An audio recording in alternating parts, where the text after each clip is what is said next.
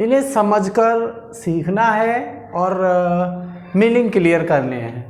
First word is your above board. Above board means होता है ईमानदार। इसका जो इजी मीनिंग है honest. Honest above board is called in English honest, Hindi ईमानदार।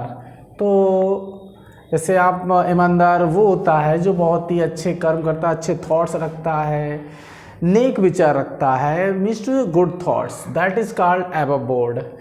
तो आपको समझना है कि what is the above board. Above board means honest. All in all होता है सर्वे सर्वा। सर्वे सर्वा किसे कहते हैं? सर्वे सर्वा वो होता है जो head of the family, family को चलाता है, या कोई कंपनी का ऑनर होता है, कंपनी को रन करता है, दैट इज कॉल्ड सर्वे सर्वा। इसको सेकंड मीनिंग, इजी मीनिंग जो है मोस्ट पावरफुल कह सकते हैं। इसका इन वर्ड्स का एक्सप्लेन दिया गया है। इसके 4 ऑप्शन आते हैं। चारों ऑप्शन में एक ऑप्शन सही होता है जिसमें टिक करना होता है। Third word is your at large. At large means होता है आज़ाद, मीन्स फ्री, जिसको स्वतंत्रता मिल जाए, दैट इज कॉल्ड आज़ाद। At a stone throw. At stone throw means होता है अत्यंत निकट, जो बहुत ही पास हो, उसको कहते हैं अत्यंत निकट। इसको होता है क्वाइट नियर। फिफ्थ है 867। 867 का मीन्स होता है तितिर बितिर, जो इधर से उधर चीज़ पड़ी हो, इधर उधर फैली हुई चीज़ें हों तो उनको कहते हैं तितिर बितिर, जिसे इंग्लिश में कहते हैं इन डिसऑर्डर, की चीज़ें इन डिसऑर्डर सिचुएशन में है।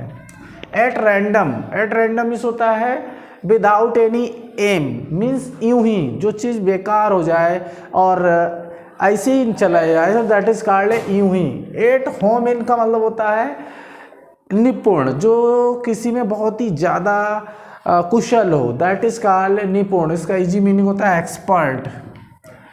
एट होम टू, इसका मतलब होता है दावत देना, किसी को बुलाना, तो इसका सेकंड मीनिंग, इजी मीनिंग होता है टू गिव फीस्ट, दावत देना।